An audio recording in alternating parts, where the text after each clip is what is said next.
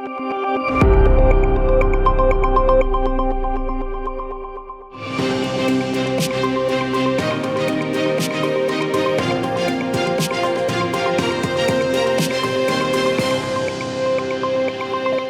KahnawakeTV.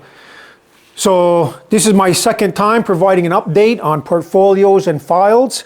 This time I will speak about 3 items: the library, the bridge, and the border. As I last reported, I've been working with the library staff in order to try to find them a temporary location where they can work out of. After numerous attempts, the executive director informed me that the library will have the use of the White House across from the hospital for 1 year. So April 1st is kind of a soft date right now as far as we can see. As a follow-up with that, I also met with Derek Montour at KSCS along with the library staff because the issue of storage trailers for the library assets has been passed off to him. So we're going to wait to hear from Derek as far as that's concerned.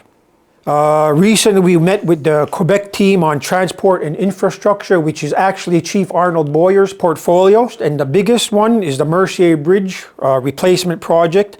Secondly is the 207 overpass, and then we also talked about the 132 in St. Catherine, where they want to create a huge 4-lane boulevard. And then the last one was 207, the rebuilding of the 207.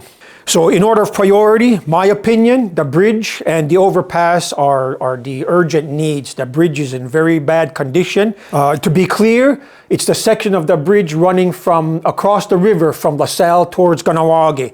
That's the section that we're talking about that needs to be replaced. The Quebec team showed a timeline that looks like it's still going to be a few years before this project starts because they have to go into design, they have to do some geotechnical work, and there's other prerequisites needed for a project of this size. However, we did state to them, and we're not backing down from this, that Ratsénhaienhs will be the primary workforce on this project. We also put forward as a guiding principle for this project that it's not 1 more inch. At some point in time, they're going to start compiling information on the bridge as the project continues to develop. We are going to receive information from them, and we are going to have discussions with the community on the project, not only for sharing information, but to get feedback as well. So because we use that bridge, we want to have a good, safe bridge. So let's keep that in mind as we move forward. So I recently I picked up my daughter in Burlington coming back from Florida. And on the way back, I spoke to the border guard and asked him about the implementation of these tariffs from the US. What he told me was that day trips, if you're going there and coming back the same day, you will be charged the tariffs, including any duties or taxes or whatever.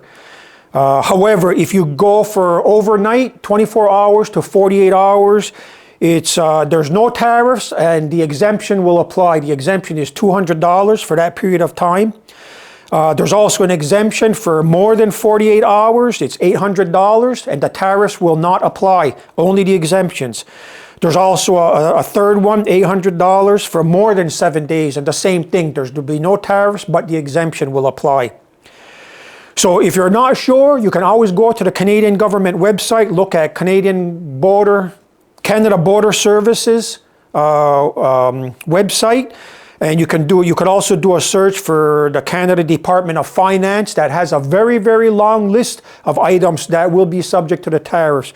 And I looked at it, it is quite a long list and it almost includes everything. But I just want to say, let's be respectful to the border guards.